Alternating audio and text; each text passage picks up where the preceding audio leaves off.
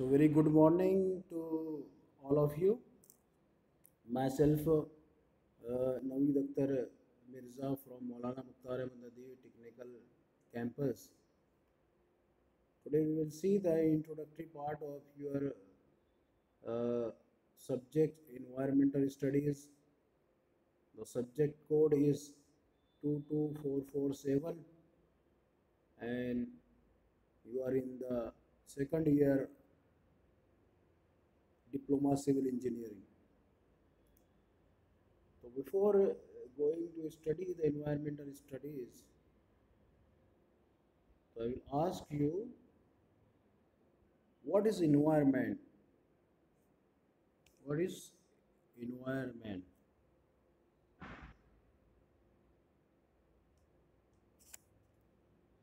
माहौल माहौल और anyone more?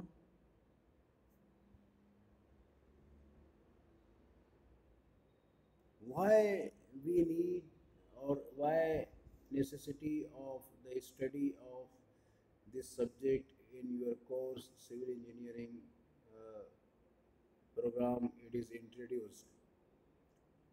Because many problems we human beings are created in this universe, है ना? जैसे कि इन्होंने कहा कि इन्वायरमेंट इन्वायरमेंट लघवी मायने में हम बोलेंगे कि ये माहौल है, माहौलियात जिसको हम बोलते हैं कि study of around us, what is going on, what is affected to the human being and living things, and study of living and non-living things around us. Also, the four system, that is atmosphere, lithosphere, and the earth crust, what is the affected by the pollutant. All the studies related to the environment is incorporated in this subject. तो माहौल अगर हम बोलेंगे तो हमारे अतराफ़ में जो चीज़ें हैं, जो लिविंग थिंग्स हैं, नॉन लिविंग थिंग्स है, और उनके रहने से, उनके रहन सहन से क्या इफ़ेक्ट होता है एनवायरनमेंट पर, और उसकी स्टडी अगर हम इस सब्जेक्ट में करेंगे। तो ये सब्जेक्ट इसलिए इंट्रोड्यूस किया गया है कि हमारे अतराफ़ में हम बहुत सी पोल्यूशन हम लोग क्रिएट करते हैं हमारे इस्तेमाल में। मोटरसाइकिल है, कार्स है, मशीनें हैं, साइजिंग्स है, कारखाने हैं, इनकी वजह से हमारे पास अतराफ़ में आलूदगी पैदा होती है। और ये आलूदगी अगर हवा में है तो हम इसको फ़िज़ाई आलूदगी कहते हैं, ये आलूदगी अगर पानी में है तो हम इसको वाटर बॉडीज़ में या पानी की आलूदगी कहते हैं। इसी तरह बहुत सी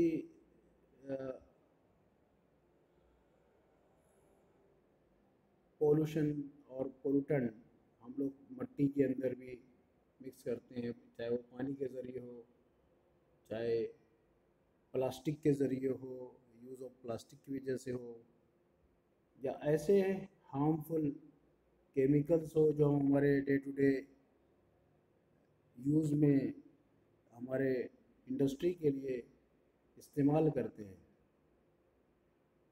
तो ये आलूदगी और ये पोल्यूटेंट हमारी हेल्थ पर और हमारे जो ऑर्गेनिजम्स है, लिविंग एनिमल्स हैं, प्लांट्स हैं, ट्रीज़ हैं, इनके ऊपर, और जो हमारी वैल्यूएबल लैंड है, एग्रीकल्चर लैंड, इनके ऊपर अफेक्ट करते हैं।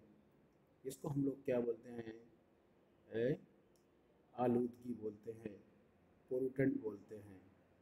और इसी को रिड्यूस करने के लिए, ये पोल्यूटेंट और आलूदगी को कम करने के लिए हम लोग ये सब्जेक्ट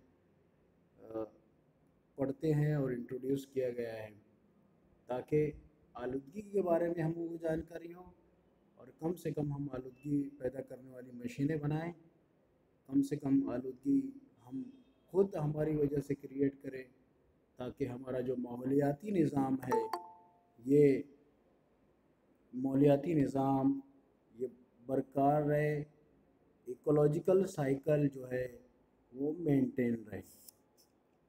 उसके लिए ये कोर्स और सब्जेक्ट इन्वायरमेंटल स्टडीज़ आपको सिविल इंजीनियरिंग डिप्लोमा प्रोग्राम में इंट्रोड्यूस किया गया है।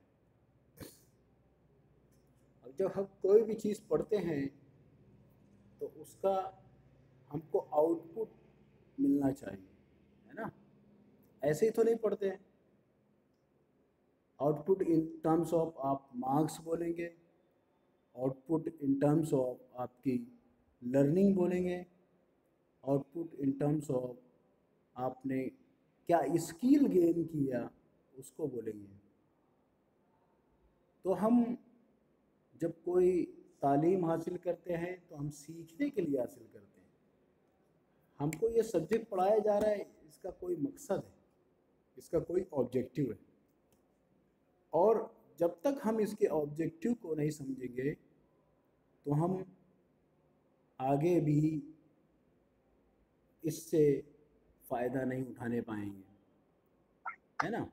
जब हम इसके मकसद को समझ जाएंगे, ये सब्जेक्ट क्यों हमको पढ़ाया जा रहा है और क्यों ज़रूरी है, क्या नेसेसिटी है इसकी, तब तक हम उसको उसमें इंटरेस्ट नहीं लेंगे या हमारा इंटरेस्ट नहीं आएगा। इसी तरह AICTE जो है प्रोग्राम जो डिसाइड करता है, उसमें प्रोग्राम आउटकम भी वो देता है कि सिविल इंजीनियरिंग है तो ये बच्चों को पास होने के बाद डिप्लोमा का उनको क्या क्या आना चाहिए।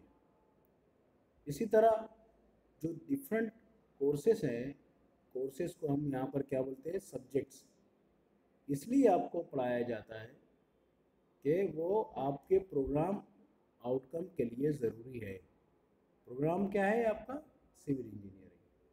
तो इसके लिए ये सब बातें हमको और ये सब सब्जेक्ट, ये कोर्सेस हमको इंट्रोड्यूस किए जाते हैं, हमको पढ़ाए जाते हैं। तो हमें इनसे हमारे डे टू डे लाइफ में इसका यूज़ किस तरह करें ये आना चाहिए, इसके लिए ये सब्जेक्ट हमारे लिए है।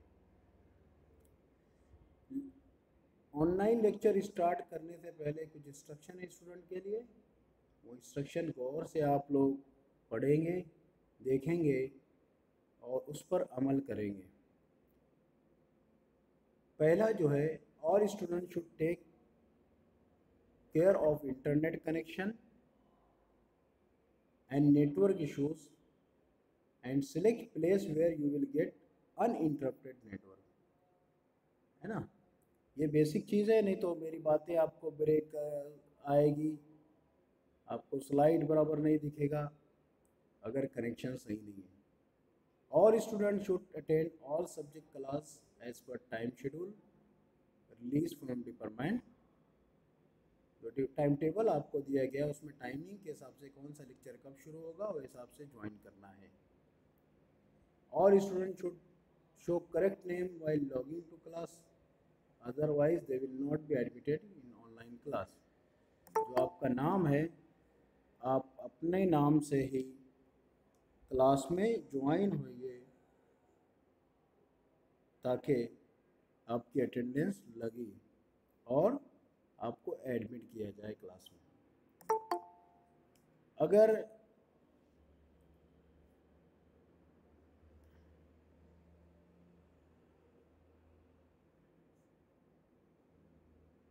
आप करेक्ट नेम से ज्वाइन नहीं होंगे तो आपकी अटेंडेंस नहीं लगेगी, बाद में आप क्लेम नहीं कर सकते।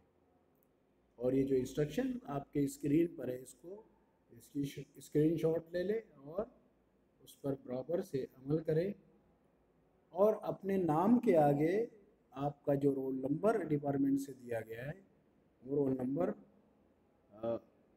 आपके नाम के आगे रहे। Student attendance will be monitored for each subject by subject teacher and class teacher, and daily record is submitted to the department. तो इसके लिए आपके अटेंडेंस करना हो, ऑनलाइन में हो या जो भी क्लासेस आपके रेगुलर क्लासेस हो, तो उसमें अटेंडेंस आपकी फुल रहे। ओके, तो ये इंस्ट्रक्शन है कुछ, इसको फॉलो करना चाहिए आपको। उसके बाद हमारा जो इन्वायरमेंटल स्टडीज़ है, ये जो सब्जेक्ट है, इसके जो वेटेज है और क्या पैटर्न है, ये सब हमको समझने के लिए हम जो स्कीम MSBT ने हमको प्रोवाइड किए, हम उसको एक बार ओवर व्यू करेंगे, देखेंगे।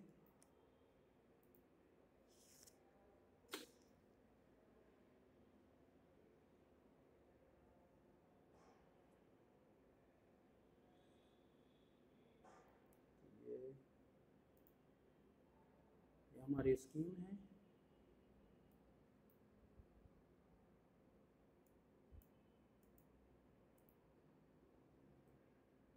आई think so it is visible to you. थोड़ा सा ब्लर करते हैं इसको।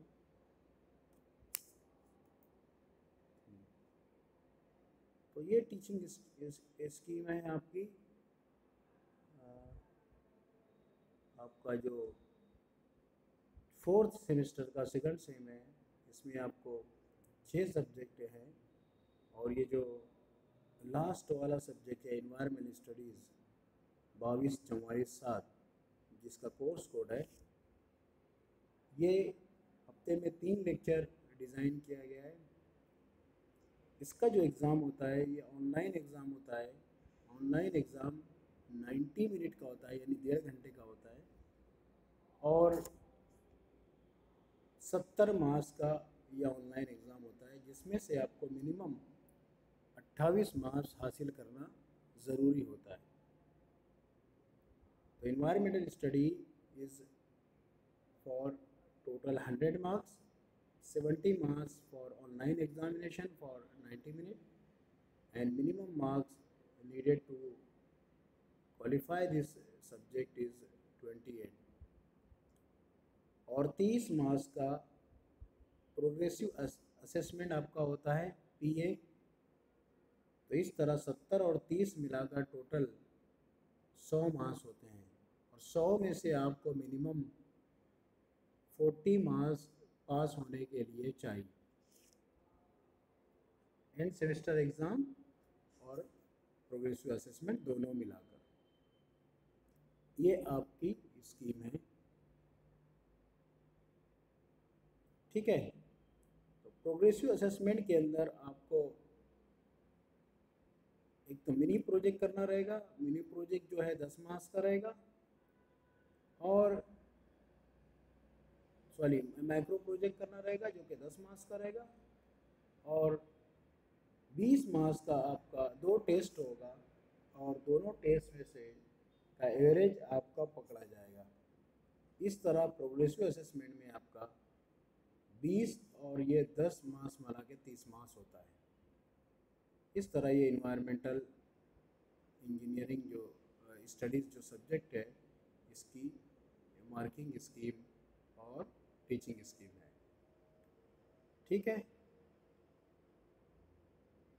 उसके बाद हम देखेंगे कि ये स्कीम हमने एक्सप्लेन कर दिया आपको। हम देखेंगे कि ये जो आपका सब्जेक्ट है सिलेबस, इसकी सिलेबस कॉपी हम लोग देखेंगे, और उसके डिटेल में हम स्टडी करेंगे। तो ये जो इन्वायरमेंटल स्टडीज़ है हमको इंट्रोड्यूस किया गया, इसलिए कि डे बाय डे जो आलूदगी हमारे अतराफ में बढ़ रही है उसका हमको नॉलेज हो, और उसको किस तरह हम कम कर सके, ये हमारा मेन मोटिव और ऑब्जेक्टिव है।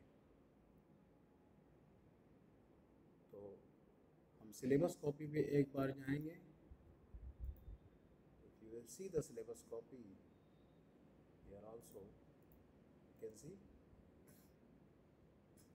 the world today is facing the biggest challenge of survival, degradation of ecosystem, यानी कार्बन लेवल बढ़ने की वजह से, इकोलॉजिकल फुटप्रिंट बढ़ने की वजह से हमको जो प्रॉब्लम हो रहा है उसकी वजह से बहुत चैलेंजेस हम फेस कर रहे हैं सर्वाइवल के लिए। इसमें डिप्लेशन ऑफ नेचुरल रिसोर्सेस है, यानी जो मादनियात हमको अर्थ से मिलती है वो कम होते जा रही है और डिमांड बढ़ते जा रहा है। Increasing level of pollution pose major threat to the survival of mankind. आलूदगी जो बढ़ रही है दिन ब दिन इंडस्ट्रीज़ की वजह से आप बोलेंगे या फिर हमारे मिसयूज़ की वजह से, तो ये हमारे लिए बहुत मेजर चैलेंज है। Therefore, to avoid this, the concentrate on the area of environmental aspect, which shall provide an insight into various environmental related issues. अब environmental studies are an interdisciplinary academic field that integrates physics, chemical, and biological sciences. With the study of environment, it provides an integrated, quantitative, interdisciplinary approach to study the environmental system and give insight into the solution of environmental problem. तो इस तरह वासी रमज़ान जो भी है time पर lecture में join होना है ताकि डिस्टर्बेंस ना हो। Competency, the aim of this course or aim of introduction of this subject is to help the student to attain the following industry identified competency through various teaching learning experience, diagnose and manage environment related issue। तो हमारे field के अंदर different field है, हर field में अपने अपने हिसाब से हमारे आलूदगी होती है। जैसे कि हम सिविल इंजीनियर हैं तो हम सीमेंट बहुत ज़्यादा इस्तेमाल करते हैं, और आपको मालूम होना चाहिए कि 1 टन सीमेंट बनाने के लिए हम 1 टन कार्बन डाइऑक्साइड फिज़ा में रिलीज़ करते हैं, और जो कि ग्रीन हाउस गैस है। Carbon dioxide is the green house gas, और इसकी एमिशन की वजह से हमारा जो ओजोन लेयर डिप्लेशन हो रहा है, तो इसके लिए कार्बन डाइऑक्साइड का रिलीज़ होना उसको भी कंट्रोल करना है। तो ये आलूदगी है सीमेंट प्रोडक्शन की वजह से। और 1 टन सीमेंट हम बनाते हैं तो 1 टन कार्बन डाइऑक्साइड हम लोग हवा में खारिज करते हैं, जो कि बहुत हार्मफुल है। इसके लिए हमको क्या करना चाहिए कि हम कम से कम सीमेंट का इस्तेमाल करें और हमारा कंस्ट्रक्शन का काम भी हो। तो इसका अवेयरनेस हमको होना चाहिए। इसके लिए हमको डिफरेंट सब्जेक्ट्स हैं और इन्वायरमेंटल स्टडीज़ इसके लिए आपको इंट्रोड्यूस किया गया है, ताकि कार्बन फुटप्रिंट और इकोलॉजिकल फुटप्रिंट ये हम रिड्यूस कर सकें और हमारे इन्वायरमेंट को हम महफूज कर सकें, ताकि जो हमारे हेल्थ इश्यूज़ हैं और हमारे सेहत के लिए सेहत बख्श हवा और फ़िज़ा की ज़रूरत है, माहौल की ज़रूरत है, हम उसको मेंटेन कर सकें। अब कोई भी सब्जेक्ट है तो उसका आउटकम होता है कि आपने ये सब्जेक्ट जब पढ़ा तो इससे क्या सीखा, है ना। ऑब्जेक्टिव हम लोग देखा कि स्टूडेंट डायग्नोस करे और मैनेज करे इन्वायरमेंटल रिलेटेड इश्यूज़ का, ये हमारा मेन ऑब्जेक्टिव है ये सब्जेक्ट पढ़ने का। अब ये सब्जेक्ट का आउटकम यानी क्या है, बच्चों के ये सब्जेक्ट पढ़ने के बाद क्या आ जाएगा, develop public awareness about environment. बच्चों को, स्टूडेंट को ये सब्जेक्ट पढ़ने के बाद उनको ये मालूम हो जाएगा पब्लिक अवेयरनेस क्या है इन्वायरमेंट के ताल्लुक से। फिर select alternative energy sources for engineering practice. ऐसे एनर्जी सोर्सेज जैसे इलेक्ट्रिसिटी हम प्रोड्यूस करते हैं तो थर्मल पावर प्लांट्स हैं, हाइड्रो इलेक्ट्रिक पावर प्लांट्स हैं, लेकिन ज़्यादातर थर्मल पावर प्लांट से हमारे इलेक्ट्रिसिटी इंट्रोड्यूस होती है, हमको मिलती है। और थर्मल पावर प्लांट में हमको कोल बर्न करना पड़ता है, जलाना पड़ता है, उससे बहुत ज़्यादा राख निकलती है। वो राख को हम फ्लाई ऐश बोलते हैं, और फ्लाई ऐश को हमको डंपिंग का इशू है, और उसको यूज़ का इस्तेमाल का इशू है।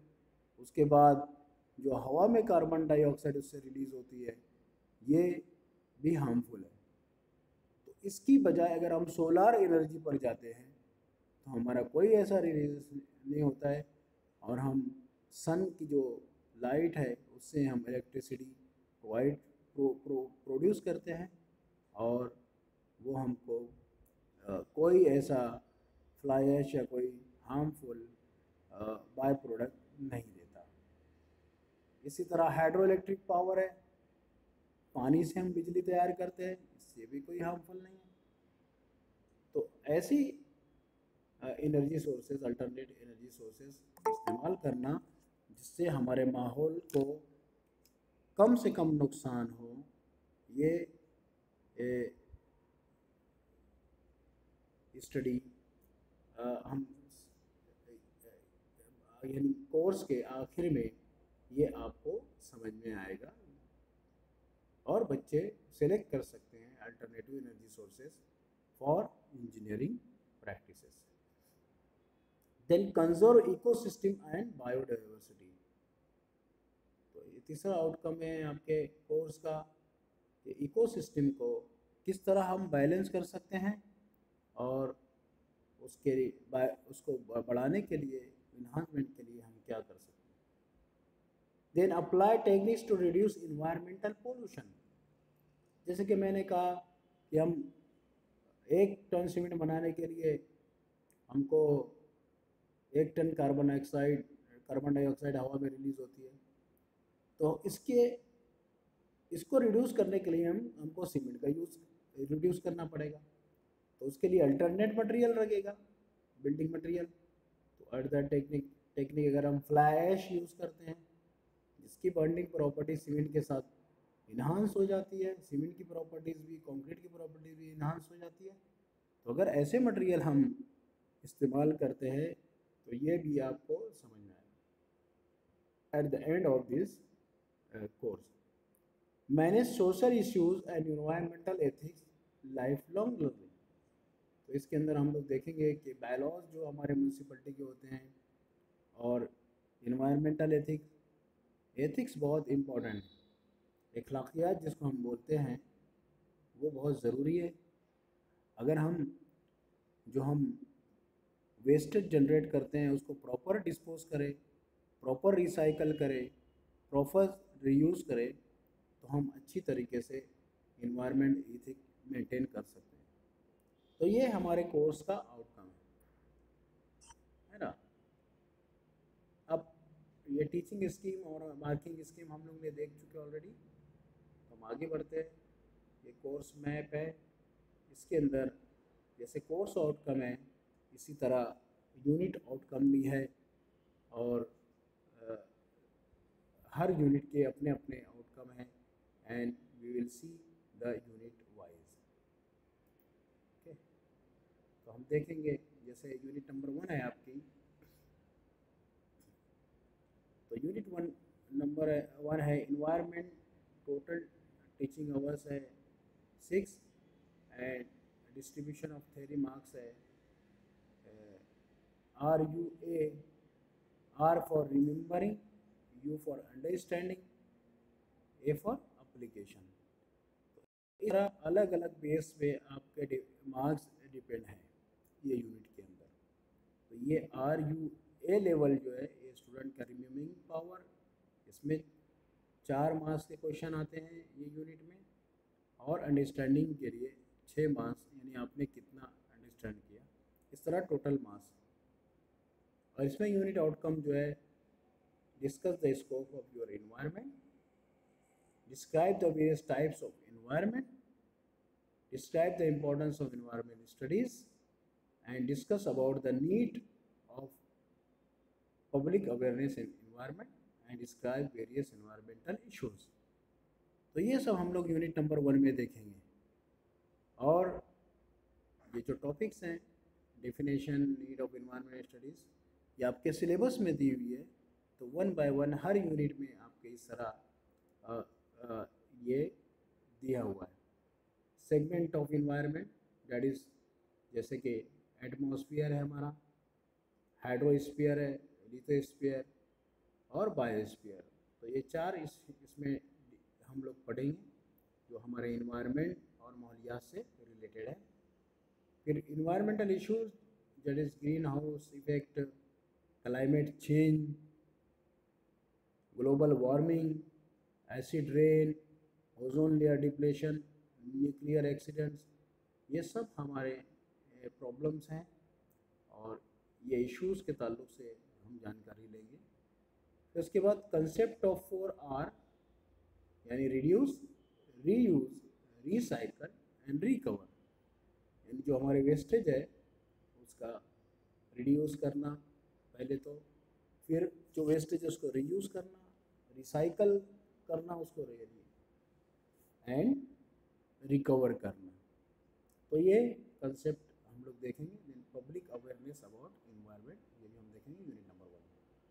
इसी तरह यूनिट नंबर 2 जो है, it is based on the energy resources, energy के जो डिफरेंट रिसोर्सेस है उसके ताल्लुक से हम पढ़ेंगे।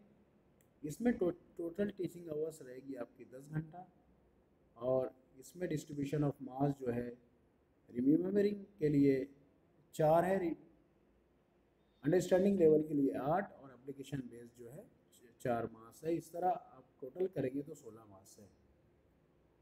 इसमें list of various natural resources energy के, describe renewable, non renewable and cyclic resources. इसी तरह state the causes and effect of depletion of resources, state the advantage and disadvantage of the forms of energy, select appropriate solution of efficient use of energy, and state the impact of overuse of natural resources। तो जो natural resources हमको available है उनका over use भी हमको harmful है, और दूसरे अदर्स रिसोर्सेज जो है जो कि रिन्यूएबल और नॉन रिन्यूएबल सोर्सेज है और साइक्लिक सोर्सेज है, that also we will study and in this unit, so that you can able to understand the energy sources for our ecosystem. Then unit number 3 is the ecosystem and biodiversity. Total 8 hours. Distribution of marks are like this, and I request all students join on time। आप 5-10 minute lecture के रह गए और उसके बाद join होते हो तो दैट इज़ नॉट गुड। इसमें state the aspects and division of the ecosystem, then state the general characteristic and function of the ecosystem, list levels of biodiversity, list the endangered species in the ecosystem, and describe value of biodiversity, suggest method for the biodiversity conservation। तो ये आपके unit outcome है unit number 3 का। फिर ecosystem unit number 3 में क्या क्या है, what we will study, this is described. Okay, इसी तरह unit number 4 is nothing but environmental pollution. जो हम लोग अभी तक सुनते हैं फ़िज़ाई इन्वायरमेंटल पोल्यूशन यानी माहौलियाती आलूदगी। तो माहौलियाती आलूदगी में हमारा जो यूनिट का आउटकम है वो रहेगा डिफाइन पोल्यूशन। पोल्यूशन क्या है, आलूदगी क्या है, वेरियस सोर्सेस ऑफ पोल्यूटेंट, बहुत से आलूदगी कहाँ से पैदा होती है, जैसे कि लैंड की आलूदगी है, पानी में आलूदगी है, हवा में आलूदगी है, फ़िज़ाई आलूदगी है, और फिर स्केर्सिटी ऑफ वाटर है, पानी जो दिन ब दिन हमको कम होते जा रहा है अवेलेबिलिटी। तो इस तरह हमको यूनिट नंबर 4 में आलूदगी के ताल्लुक से पढ़ना है। और उनके डिफरेंट जो इफ़ेक्ट है और फिर उसको हम किस तरह कम कर सकते हैं, that we will study in unit number 4।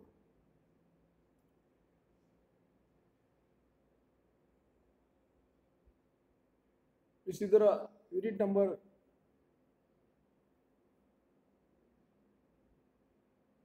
5 में हम सोशल इश्यूज इन्वायरमेंटल एजुकेशन के ताल्लुक से हम देखेंगे, और इसको भी 12 मास है, टोटल आवर ऑफ टीचिंग है 8 आवर्स।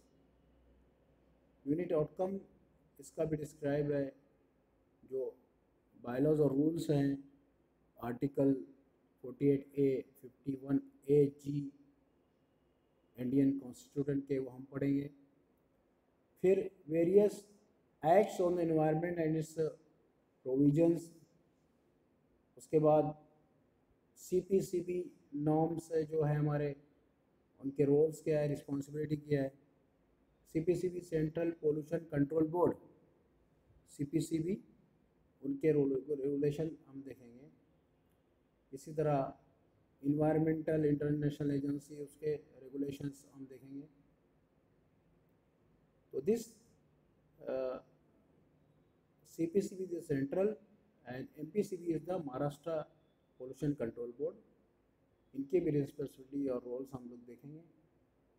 फिर डिफरेंट मीजर्स हम देखेंगे, रेन वाटर हार्वेस्टिंग है, जैसे ग्राउंड वाटर रिचार्ज है, ग्राउंड वाटर लेवल डिप्लीशन हो रहा है, उसको हम कैसे रिचार्ज कर सकते हैं। ग्रीन बेल्ट डेवलपमेंट है, यूज़ ऑफ रिन्यूएबल एनर्जी है, वाटरशेड मैनेजमेंट है, different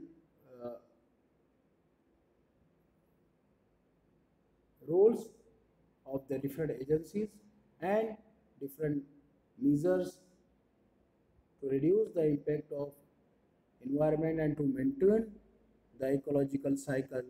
We will see in the unit number 5 of this environmental studies. तो इस तरह आपका ये सिलेबस, ये कोर्स है, ये हम कंप्लीट करेंगे।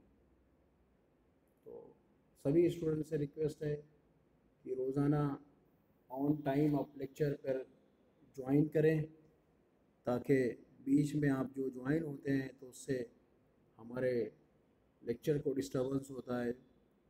और मैं समझता हूँ कि ये थ्योरी सब्जेक्ट है, लेकिन इट इज़ वेरी इम्पोर्टेंट, और इसके नोट्स ऑनलाइन अवेलेबल है, ऑनलाइन रिसोर्सेज भी है, बहुत से वेबसाइट और बुक्स के लिंक्स भी दिए हुए हैं, आप उसको इस्तेमाल कर सकते हैं और उससे हम फ़ायदा उठा सकते हैं। तो ये यूनिट के डिस्ट्रीब्यूशन है, यूनिट आउटकम और टॉपिक हमको क्या पढ़ना है, ये हर यूनिट के यहाँ पर डिफाइंड है ना। तो फिर उसके बाद क्वेश्चन पेपर आपका किस तरह आएगा, ये भी हम लोग ने देखा। हर यूनिट के ऊपर इन्वायरमेंट, पहला जो यूनिट है उसमें 10 मार्क्स का है टोटल, फिर second unit 16 marks, third unit 12 marks, fourth unit 20 marks और फिफ्थ यूनिट 12 मार्क्स, इस तरह 70 मार्क्स होते हैं टोटल। और RUA यानी रिमेंबर, अंडरस्टैंड और अप्लाई, ये तीनों में डिस्ट्रीब्यूट करके कितनी कितनी मार्क्स है, ये भी हमारे यहाँ पर डिस्ट्रीब्यूटेड है। सिलेबस कॉपी है ये, आप अपने साथ रखना है, और क्या क्या कंप्लीट हो गया उसको टिक करते जाना है। फिर आपको मैक्रो प्रोजेक्ट दिया जाएगा, वो मैक्रो प्रोजेक्ट आपको कंप्लीट करना है ऑन टाइम, और उसकी भी आपको 10 मार्क्स है। फिर आपका 2 टेस्ट होगा, दोनों टेस्ट का एवरेज लेकर 20 मार्क्स में से मार्क्स मिलेगी आपको। ऑनलाइन ऑफलाइन टेस्ट होते हैं, ये टेस्ट के अंदर आपके मार्क्स अगर अच्छे हैं तो आपको प्रोग्रेसिव असेसमेंट में मार्क्स अच्छे मिल जाते हैं, तो that will helpful to you. फिर micro project, only one macro project is planned to be undertaken by a student, that needs to be assigned to him or her in beginning of the semester. In fourth semester, the macro project are group based, यानी आपके group बनाएंगे हम और group के हिसाब से macro project आपको दिया जाएगा. However, in the fifth and sixth semester, it is individually. The macro project could be industry application based, internet based, workshop based, laboratory based, or field based. Each macro project should encompass two or more course outcomes, which are in fact an integration of unit outcomes and affective domain outcome. Each student will have to maintain dated work diary consisting of individual contribution in the project work and give a seminar presentation of it before submission. The total duration of macro project should not be less than 16 student engage hour, यानी 16 घंटे से कम नहीं रहना चाहिए आपका macro project during the course. And the student ought to submit macro project by the end of the semester to develop the industry oriented course outcome. तो ये आपके माइक्रो प्रोजेक्ट के ताल्लुक से है. और prepare a report on visit to PUC centre, visit nearby RO plant and prepare detailed technical report, prepare report on a household water filtration unit, prepare list of polluted natural resources which are responsible for pollution and collection of और how to manage them. तो ऐसे different topics guideline के लिए दिए हुए. इससे हट के भी आप टॉपिक ले सकते हैं और we will decide as per your roll call list and make a group by department, and based on your group you have to do the macro project work. इसके बाद बेसिक इन्वायरमेंटल साइंसेस है. ये book है, author है Michael Allaby. Environmental science YK Singh, new age international publisher. Then environmental studies by Erach Bharucha.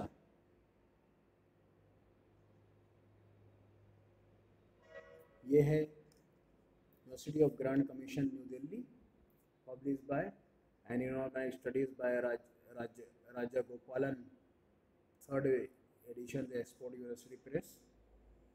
And then a textbook of environmental science Arvind Kumar, APH Publishing House, and a textbook of environmental science Shashi Chawla, that is Tata Micro. These are the different books on environmental studies. Some of books are available in our library also, and some software learning websites are also there. That is www.ecoprayer.org, www.terrain.org, www.cpcbnse.in, that is Central Pollution Control Board website. Usman Gani, what you are doing? Then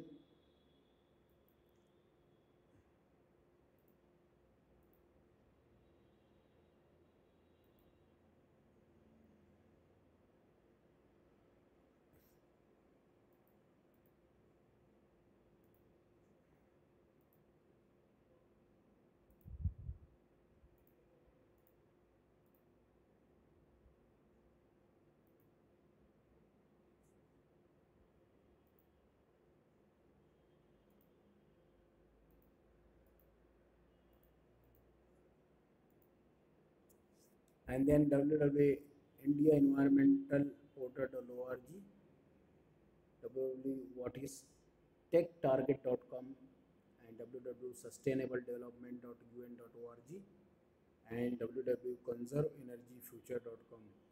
These are the different websites and learning websites for the environmental engineering. So you may choose any, and you can see all websites and the these books as per the unit requirement, and also try to study, take a notes. that is MSBT Environmental Engineering. Gupta book is there for Nirali publication, that is also useful. So you can go through that and study for the learning. Since this is the online examination, so you should study well, and uh, it is very interactive and good and very useful for your future engineering. So we will stop today here and we will continue tomorrow the online lecture. I request once again all the students, you should join on time and read these instructions, follow these instructions on your screen, take a screenshot of this instruction, and we'll stop today, and tomorrow we will continue the unit number 1 as per your syllabus. So thank you for joining, and today I have seen only 11 to 12 and some students they are joined and left. I request all of you that say your colleagues also they will join on time, and these instructions to be uh, shared with your uh, colleagues also. So we will stop here. Thank you for joining.